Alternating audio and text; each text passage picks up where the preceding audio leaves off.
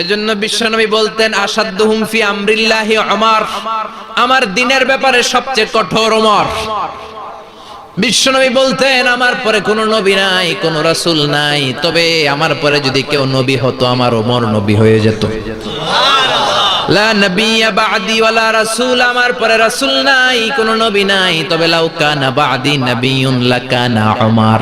প্রভু তুমি বলেছো রাসূল দেবে না, বলনি দেবে না ওমর, বলনি দেবে না হামজা তারিক, খালিদ বিজয়ী সমর। প্রভু তুমি বলেছো রাসূল দেবে না, বলনি দেবে না ওমর, বলনি দেবে না হামজা তারিক, খালিদ বিজয়ী সমর। প্রভু তুমি বলেছো রাসূল দেবে না। আল্লাহু আকবার। মদিনায় যত মুনাফিক ছিল জমের মতো ভয় পাইতো সাইয়েদনা ওমরকে। শয়তানদের লিডার ইবলিসও ভয় পেত ওমরকে। বিশ্বনবী বলেন ওয়াল্লাযী নাফসি বিয়াদিহি, ওমর ওই সত্তার কসম যেই সত্তার হাতে আমার আত্মা, মা লাকিয়াকা শাইতানু সালিকান ফাজ্জান ইল্লা সালাকা ফাজ্জান গায়রা ফাজ্জিক।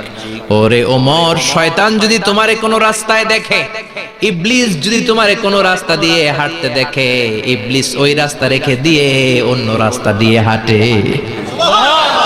ইবলিসও সাইয়েদনা ওমর ফারুককে দেখলে, এই রাস্তা দিয়ে দেখলে ওর বাপের কি জীবনে এই রাস্তা দিয়ে হাঁটবে না, এই রাস্তা ধুইয়া ওই আরেক রাস্তা ধরবে। চিল্লায় পড়েন আল্লাহু আকবার। কাফেররা ভয় পেত, মুনাফিকরা ভয় পেত, শয়তান ভয় পেত, এমনকি বিশ্বনবীর বিবিরাও ভয় পেত। সুবহানাল্লাহ পড়েন। বিশ্বনবীর বিবিরা বিশ্বনবীরে ধরলেন, আমার এইটা কিনা দেন, ওইটা দেন। বিশ্বনবীর কয় টাকা নাই, ক্ষমতা নাই, সামর্থ্য নাই, বেশি কথা কইলে তালাক নিয়ে যাও, তোমাদের চেয়েও সুন্দরী অনেক সতী সাধবী নারী আল্লাহ ব্যবস্থা করে দিবে। বিবিরা মাঝে মাঝে খুনসুটি করতো, নবীরে ধরতো, এটা নাই ওইটা নাই, এটা দেন। একবার সব বিবিরা টাইট করে ধরছে, ও নবী আয়েশার ঘরে যেদিন থাকেন সাহাবারা বেশি হাদিয়া পাঠায় কেন, আমাদের ঘরে যেদিন থাকেন পাঠায় না কেন?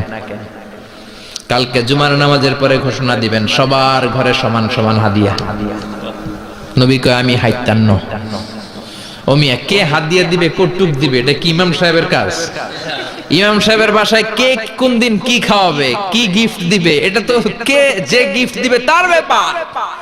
বিশ্বনবী বললেন আবু বকরকে সবাই ভালোবাসে, তাই আবু বকরের মেয়ের ঘরে যেদিন আমার ডেট পরে থাকার সময় ওই দিন হয়তো বেশি হাদিয়া পাঠায়, তোমাদের ঘরে পাঠায় না, আমার বলার কোনো সুযোগ। বিবিরা কয় না আপনারে বলতেই হবে। নবী কয় আমি পারবো না। বিবিরা কয় পারবেন। ইন দ্য মিন টাইম দরজার উপর থেকে কে যেন সালাম দিল, আসসালামু আলাইকুম ওয়া রাহমাতুল্লাহ। বিশ্বনবী বললেন ওয়া আলাইকুমুস সালাম। বিশ্বনবী বুঝতে পারলেন সালামটা আমার ওমরের সালাম। বিশ্বনবী সালামের উত্তর দিয়ে বিবিদের দিকে তাকায় দেখে একটা বিবি ওর সামনে নাই, সব উদাও, ভ্যানিশ হয়ে গেছে। ওই যে ওমর, সুবহানাল্লাহ পড়বেন না? এই জন্য ওমরকে শয়তানও ভয় পেত। আমাদের বাচ্চাদেরকে, আমার মেয়ে একটা মাত্র মেয়ে, খাইতে চায় না, শুধু আমার মেয়ে না, অধিকাংশ বাচ্চাদের এই অবস্থা। ওর আম্মু এদিক দিয়ে খাওয়ায়, আবার দৌড় দেয়, আবার আমি খাওয়াই, আবার কান্নাকাটি করে, বলে গল্প শোনাও, তাইলে খাবো। এখন গল্প শোনাইলেও খায় না। বর্তমান সময়ের ছেলে মেয়েগুলো এরকম, এত জ্বালাতন করে, খেতে চায় না তো বলতে হয় বাঘ আসবে, বাঘ, সিংহ আসবে, সিংহ, সিংহ মামা আসবে, ঘুমাও ঘুমাও, এগুলো আমরা বলি না? বড় দোষী তো আপনারা কি বলেন? বাচ্চা যদি না ঘুমায়, না খাইতে চায়, এগুলাই তো বলে।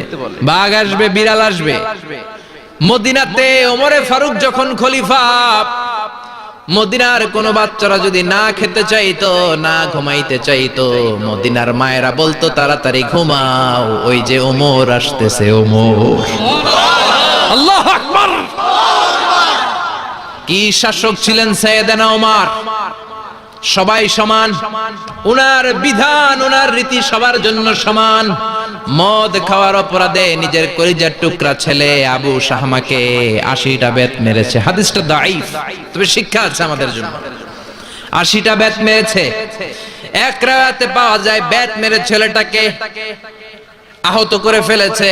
আরেক রাওয়ায়াতে পাওয়া যায় পিটাতে পিটাতে ছেলেটাকে দুনিয়া থেকে শেষ করে ফেলেছে। ছেলের মুখে গন্ধ পেয়েছে। আর শরীফতা খামরান, কিরে মদ খাইছস? কয় না বাবা, শরীফ তো নাবিজ, আমি নাবিজ খেয়েছি। নাবিজ খাওয়া যায়। নাবিজ হচ্ছে রাতের বেলা আরবরা দুধের মধ্যে শক্ত খুরমা ছেড়ে দেয়। 1 কেজি দুধের মধ্যে 10টা শক্ত খুরমা ছেড়ে দিলে সকালবেলা দুধের কালারটা সাদা থাকে না, শক্ত খুরমার রস টেনে ওটা লাল হয়ে যায়, খেতে বড় মজা। এটাকে বলে নাবিজ। কিন্তু সকালেই খেতে হবে। ওইটারে যদি 3 দিন জমায় রাখেন, 4 দিন জমায় রাখেন, ওইটাও গাঞ্জা হয়ে যাবে, ওইটাও তারি হয়ে যায়, মদ হয়ে যায়। সাইয়েদনা ওমরের ছেলে এই কাজ করেছেন, একটু তারির স্বাদ নেয়ার জন্য 4 দিন রেখে দিয়েছে।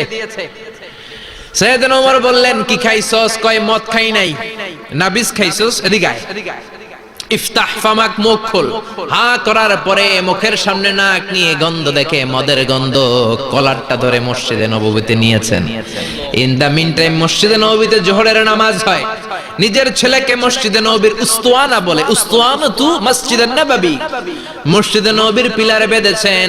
যেহেতু উনি খলিফা, মসজিদে নববীর ইমাম, জোহরের নামাজের ইমামতি করলেন। সালাম ফিরালেন, আসসালামু আলাইকুম ওয়া রাহমাতুল্লাহ, আসসালামু আলাইকুম ওয়া রাহমাতুল্লাহ। সালামের পর বললেন, মাকানাকুম ইনদানা হাদ, সুন্নতের পর বসে যাবেন, আমাদের একটা হদ আছে। আল্লাহর দেয়া যে বিধান, বিচার, এটাকে আরবিতে বলে হাদ, প্লুরাল হচ্ছে হুদুদ। আমাদের হুদুদ আছে, মানে গুরুদণ্ড আছে, বসবেন। হাজার হাজার মানুষ সবাই ওযু করে যখন ঢুকতেছিল, দেখে আবু শামা পিলারে বাঁধা। সবাই তো আশ্চর্য, কি আজীব তামাশা, প্রেসিডেন্টের পোলা বাঁধা। নামাজের পরে বাইরে আসার পরে হাজার হাজার মানুষ তাকিয়ে আছে। কানাঘুষা শুরু হয়ে যায়। সবাই বলে কি হয়েছে? ওমর কয়, আমার টানাটানি করা যাবে না। এই যে থামেন থামেন, এখন টানলে কি হবে আমি জানি, খুব বিশৃঙ্খলা হবে। দাঁড়ায় শোনেন, দাঁড়ায় শুনলে ডবল সওয়াব। আমি চলে গেলে এরপর আপনারা টানাটানি করে ঢুকেন।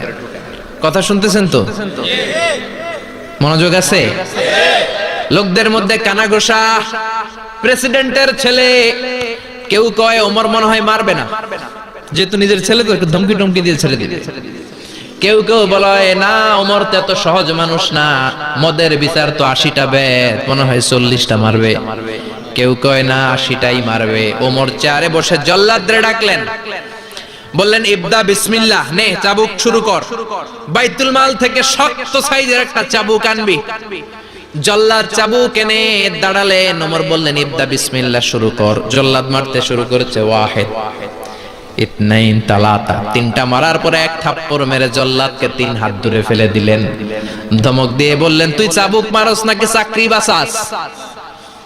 আসলে জল্লাদ কিন্তু আস্তে মারে নাই, দেহের যত জোর ছিল জোর দিয়ে মেরেছে, কিন্তু ওমরের পছন্দ হয় নাই। ওমর বলে, আইন্দাকা তালাতা আইন্দে ওয়াহিদ, তোর হিসাবে চাবুক মারা হয়েছে 3টা, আমি ওমরের হিসাবে মায়ের হয়েছে 1টা। চাবুক আমার হাতে দে, আমি 2 নাম্বার থেকে শুরু করি। ওমরে ফারুক 2 নাম্বার শুরু করলেন। 2, 3, এক একটা চাবুক মারে, ছুপ ছুপ করে চামড়া ছিলে, রক্তগুলো মসজিদে নববীর বারান্দার পিলারের মধ্যে লাগে। ওমরের চেয়ে শক্তিশালী দ্বিতীয় কোন পুরুষ মদিনার জমিনে ছিল নাকি? ওমরের হাতের মাইর। ছেলেটা চিৎকার দিয়ে বলে, বাবা, ও আব্বা, আর মদ খাবো না, ছেড়ে দেন, আর খাবো না। মদ তো আমি খাই নাই, আমি খেয়েছি নাবিজ। 3-4 দিন রাখার কারণে একটু মাতলামি হয়েছে আমার। আব্বা, এবারের জন্য ছেড়ে দেন, আর খাবো না। ওমরের কঠোর হৃদয়ে কোনো দয়া মায়া আসে না, মারতে লাগলেন। এবার আবু শাহামার মা, ওমরের বউ, পায়ের মধ্যে ওমরের পায়ে পড়ে ডেকে বলে, ওমর, আমার কলিজার টুকরা ছেলেটারে মারিস না। 30টা বাড়ি মারা হয়েছে, আর বাকি 50টা বাড়ির জন্য এক একটা চাবুকের বিনিময়ে আমি এক একটা ওট আল্লাহর রাস্তায় সদকা করব রে ওমর। সাইয়েদনা ওমর বলে, এর নিয়ে যাও।